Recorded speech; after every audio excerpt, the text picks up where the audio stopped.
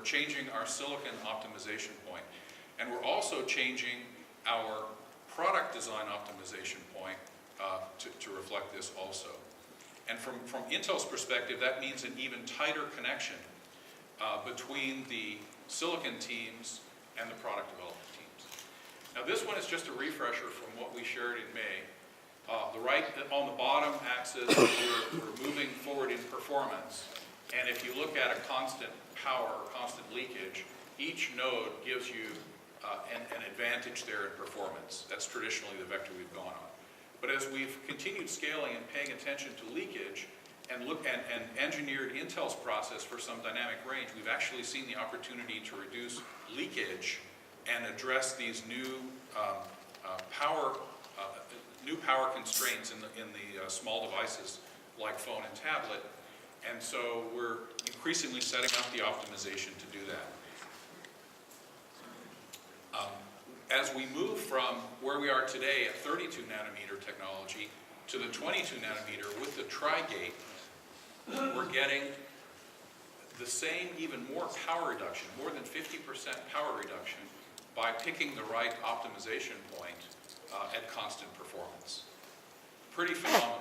And the way to think about that is, if I'm building a tablet or a phone, where I had 2 cores at 32, I can have 4 cores at 22 in about the same area and about the same power. So it gives us an advantage and some flexibility designing the product, whether you think about compute cores, whether you think about graphics execution units, all those things that you care about that consume active power. By moving this to this process node with the goodness of the Tri-Gate transistor, we get the benefit of that more than 2x power reduction, or more than 50% power reduction. And with this in mind, this change in our optimization philosophy, we made a decision to now create 2 versions of each silicon process. So you know that we do a silicon node approximately every 2 years. And up until now, we did a performance node. And then sometime later, we adopted that for chipset. The change in our methodology is that now we're co-developing and co-designing a performance version of the process that's applicable for, say, a Xeon processor, and an SoC version of the process at the same time, such that we can build either Xeon-type chips or Atom SoC chips using that advanced process node at essentially the same time, bringing those to market. And we'll show you in our roadmap how we're actually adjusting our product plans to take advantage of this. So that's a significant change in thinking for Intel to move from the low-power, dense layout SoC type of silicon from being, if you will, a follow-on to being something that's co-developed at the leading edge. And this is just some data on the transistors. And by the way, I have to thank Mark Bohr, our senior fellow, for this data on the silicon optimization.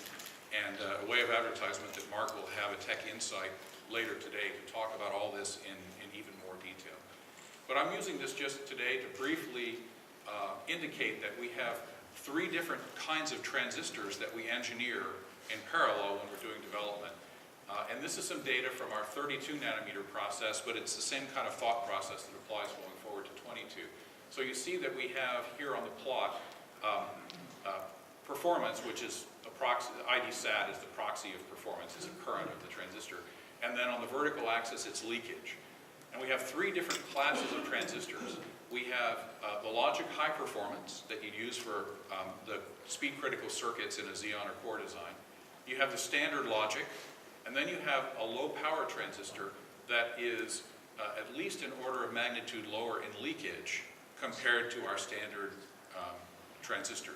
So that as we do our SoC designs, we can choose to, if we have a low power target, we can choose to use these lower power transistors to enable that very low leakage, very long standby time.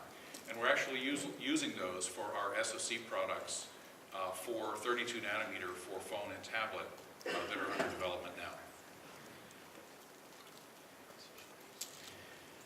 Shifting gears a little bit to our product design now. This is the historical pattern, and again, we shared this a few months ago in terms of our changing targets.